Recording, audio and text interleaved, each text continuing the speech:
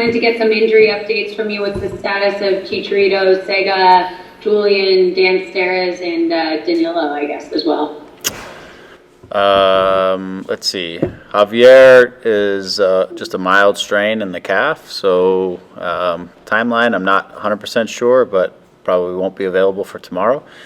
But it's nothing that's too bad. So I know last year he had some issues with it, and that was a little bit of some concern, but nothing that we're saying that's anything long term. We feel like we can get him back here pretty quickly, so it may not be tomorrow, but by the time we return back to games, hopefully he'll be good by then. Sega, I don't have a full indication of timeline. He's still had some tightness yesterday. I haven't seen him this morning, to be fair, so I don't know exactly the timeline. I would say very questionable for tomorrow, but we'll see. We'll see as I get more information through the course of the day. Dan and Danilo are more looking at a timeline of when we return, so won't be involved tomorrow. So again, most of these guys trending towards when we get back and we return in whatever it is, 12 days or whatever. And so do you anticipate Ryan playing center back then tomorrow as well? Well, I mean that's one of our options. We're light on options in center back at the moment with Pipo's away and Derek is suspended and a couple of issues. So that's for sure one of our options on that. He has done that in the past, as we saw the other night. Even he was fairly comfortable in the situation. So it's an option for us. We're a touch thin, so and just working through our different thoughts for the game tomorrow, but it's definitely an option. And I know you got cut off a little bit off the top there. You guys announced the contract extension with Julian today. First of all, will he be available tomorrow? And second off, what do you think when you look at his future with this club, and especially as such a young player for this franchise?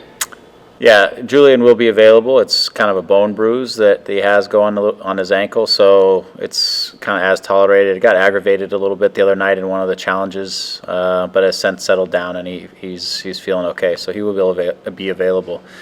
As far as Julian, again, a player who, as a young pro and just before he became a pro, getting into the development system here and continuing to develop. We're seeing progress in his game, which is really what we like. Still only 19, but is a player who also has interest and possibilities to move beyond the galaxy at some point. But for now, his focus is about the success of our club and the growth of him as a player and the development of him as a player, and he's taking those steps. But this gives us some long-term planning with him, and if something becomes up, between now and the end of this contract, it gives both parties some options there. But he fits our plan. As you've seen, a lot of the players that we've brought in this offseason are a little bit younger in nature. It's an idea of looking at this club for sustained success, short-term success, but long-term success, getting a group of players who can grow together, who can develop relationships on the field, who can understand what it is that we're trying to do and being able to build on those details. And Julian, as a young player, fits in that profile and in that mold as a guy that, if he's here for the long haul, that's fantastic for us. If not, then that's great for everybody included. But it's the idea that we want to be successful year in and year out and not just go for it 1 year at a time. So we're investing our time and energy into a group that we believe can be together for some time and grow together. Thanks, Coach. See you tomorrow. Thank you. Thank you, Nikki. We'll go with Kevin Baxter from the LA Times next. Kevin, go ahead. Hey, Greg. Thanks again for your time. Thank you. Given the shortage of center back, you were a pretty good defender in your day. Have you thought about suiting up? And, I'm a bruiser, too. Should I bring my jersey tomorrow just in case? You're welcome. I put Dan in before me, though. That's...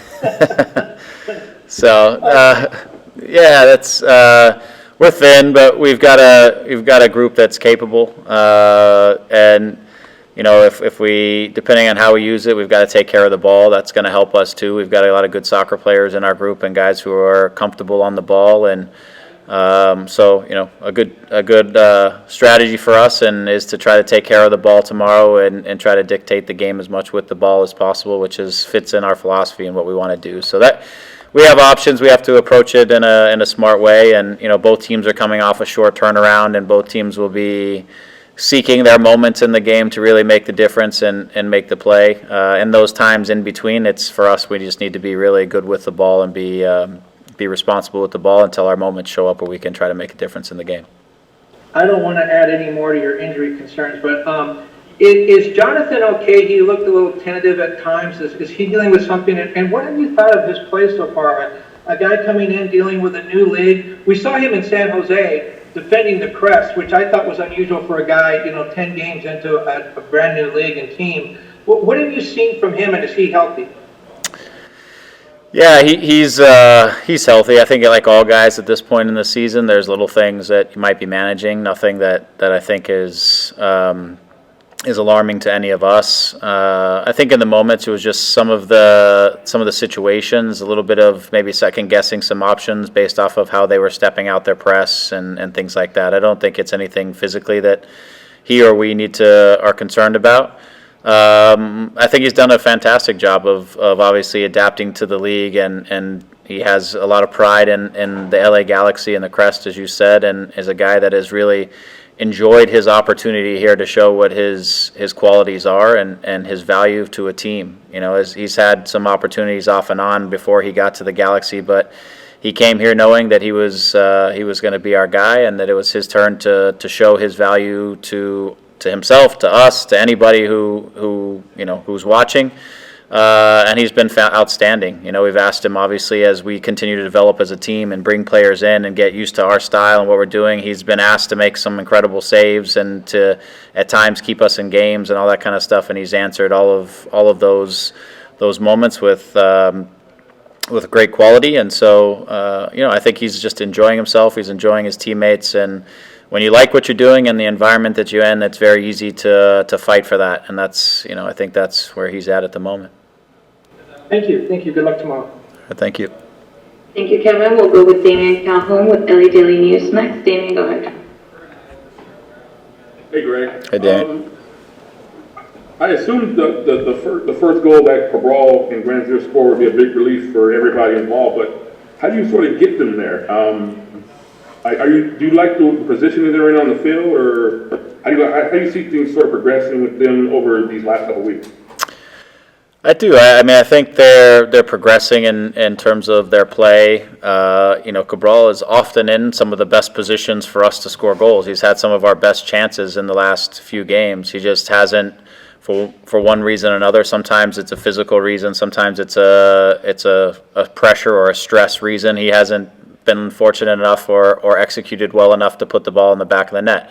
The first most important thing is that he's getting chances and he's getting to those spots and he's showing that he can be a dangerous player, because if you don't get to the spots, then you're never going to score. And at least he is showing the capacity to recognize the situation, the willingness and the endeavor to work hard to get in front of the goal, the commitment to try to get to the end of things, all of that. So, the next piece on that is just the quality of the finish and as I said to him today, I want him to relax a little bit in his mind, take the stress off. These things the ball will hit the back of the net. I don't want him to feel too much pressure and stress on that. But I want him to have a little more tension in his body, a little more physicality, a little more strength when he goes into him, a little more decisiveness when he gets into that final moment. But it's not about being more stressful in the mind. It's about being more decisive in his physical being when he's in that moment. And so if he can find that right balance, the ball's going to hit the back of the net. He'll take a deep breath. Things will start to flow. But he's creating havoc and he's in good spots. I thought Sam's last game was one of the best he's had. He just showed some real directness and some speed, and I think we needed to get him on the ball a little bit more last game, recognizing that was a matchup that we could really expose if we could keep putting him into those situations.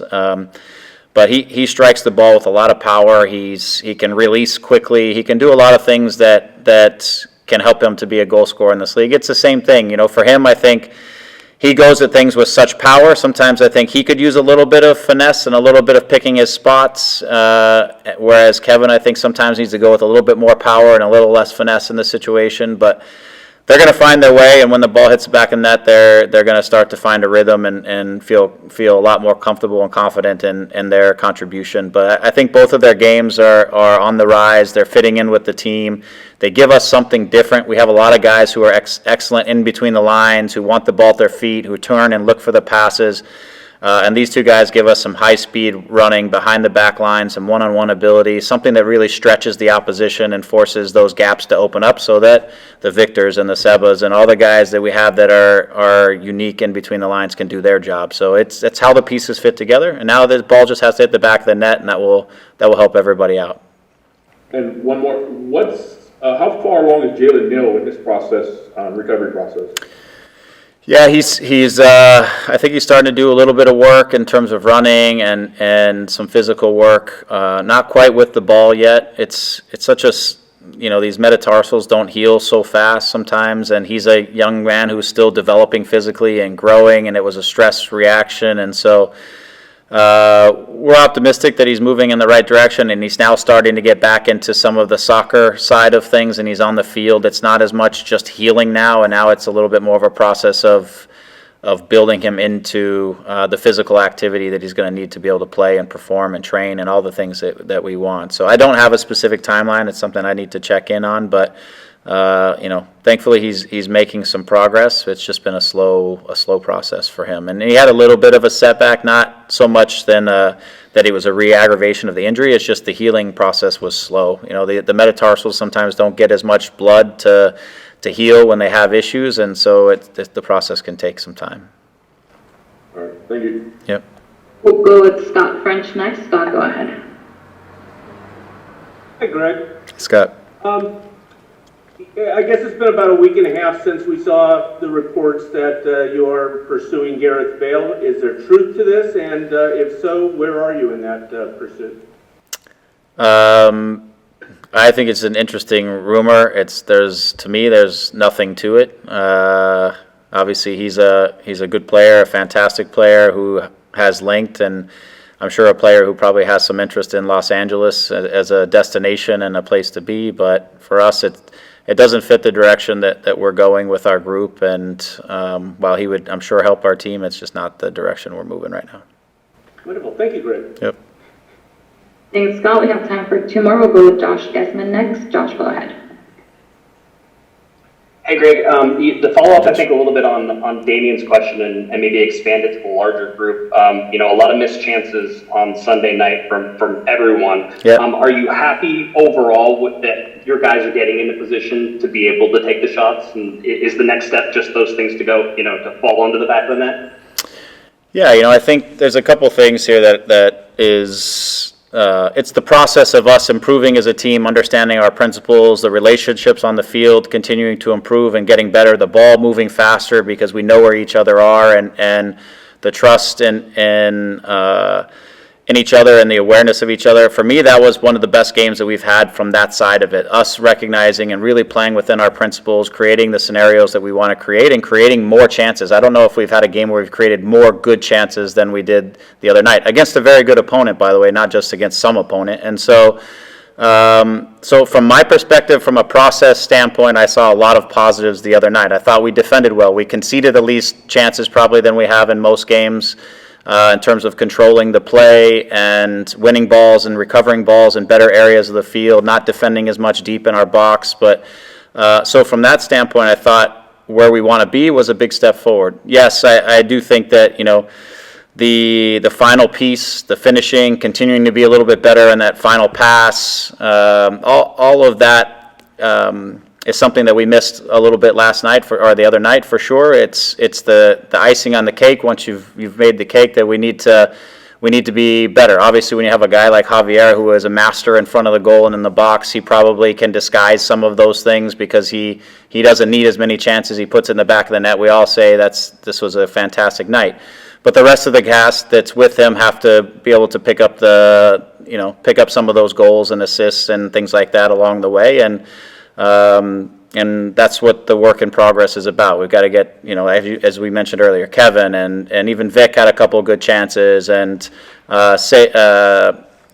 Sam and others, Seba and guys like that. We'll continue as long as we keep playing the way we are playing. We're going to find the back of the net because we're creating very good, very clear chances, and that's part of the process that we're under. I would have a different answer maybe if we weren't getting into as many good spots and we weren't creating as many chances. Then I'd say in the process we're still far behind. But I think we're moving in the right direction. I think a little quality now and a little endeavor here on the final piece, and we'll be pretty happy with our overall performance the other night until we gave up a goal that we really shouldn't give up. So. Thanks, Greg. Thanks, Josh. We go one last one with Katia Castorena with ESPN. Katia, go ahead. Thanks, Vicky. Hi, Greg. Hey, Kat. I want to ask a bit more on Javier. You mentioned, is it the same calf that he struggled with last year? I believe it was the right one. And how will the process be in terms of workload for him for the next 10 days? And you already touched on it, but how much does it hurt the team when you don't have Javier to finish those opportunities that you guys created? Okay. So yes, I believe it is the right calf. I don't think there's any relationship specifically to the injury before. It's minor. It's a light grade 1. So for us, it's now just a process we take tomorrow and we just put it out of the equation for something that we're trying to get to, and we create a 10, 11 day progression for him, and he'll have to hit certain steps along that little by little to make sure that we're progressing him in the right way. We want to make sure that whatever this is, it's the end of this, and we're not going to rush him back in any way, shape, or form. So our timeline is the next game, and if that doesn't work because we don't hit the right targets along the way, then it won't be the next game. But the most important thing for us and him and everybody is that we make whatever this small issue is be the last part of this small issue, and we move forward. As far as missing him, yeah, I mean, in MLS specifically, you get sometimes the opportunity to have one guy who can be that guy who buries things on an efficient level like Javier does, and not everybody even has that guy. But you put a lot of resources, energy in finding the guy who can really do that for you. That's that's part of how MLS is structured, and so he's our guy, and that's why making sure he's healthy and keeping him healthy and in a great frame of mind and creating the best opportunities for him in the game is how we have constructed the team and the way we want to work, and that's why he's had success this year, because it makes sense for him, and then he's the guy that puts things in the back of the nets for us. So when he's not on the field, we're not as efficient in scoring goals as he is when he's on the field because of his incredible running in the box, his ability to find little windows, and again, his efficiency in putting things on goal and in the net. So, when he's not out there, we're probably going to be a little less efficient, which maybe means we need a couple more chances. But at the same time, part of our progress is to make those other guys who are in the supplemental roles to be more efficient as well. And they will. I believe that's a process that we've got to work through. And they need a little confidence, right? Finishers and goal scoring a lot of times is about confidence in the moment and being decisive about your plan in that moment to put the ball in the back of the net. And so some of that is work in progress, but for sure we miss them. There's never an instance when you have a player of his quality that you don't miss them when they're not on the field. So, but our goal is to get him back fully healthy and hopefully get on another good run with him.